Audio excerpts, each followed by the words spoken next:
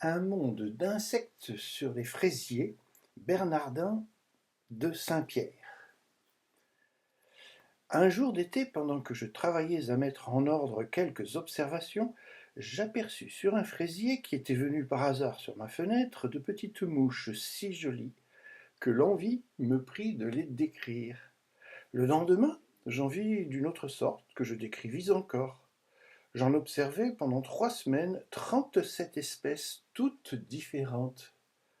Mais il en vint à la fin en si grand nombre et d'une si grande variété que je laissai là cette étude, quoique très amusante, parce que je manquais de loisirs et, pour tout dire, d'expression. Les mouches que j'avais observées étaient toutes distinguées les unes des autres par leurs couleurs, leurs formes et leurs allures. Il y en avait de dorées, d'argentées, de bronzées, de rayées, de bleues, de vertes. Les unes avaient la tête arrondie comme un turban, d'autres allongées en pointe de clou. À quelques-unes, elle apparaissait obscure comme un point de velours noir. Elle étincelait à d'autres comme un rubis. Il n'y avait pas moins de variété dans leurs ailes.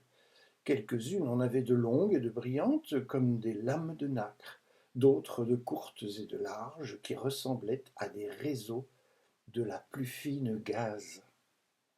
Chacune avait sa manière de les porter et de s'en servir. Les unes abordaient sur cette plante pour y déposer leurs œufs, d'autres simplement pour s'y mettre à l'abri du soleil. Mais la plupart y venaient pour des raisons qui m'étaient tout à fait inconnues.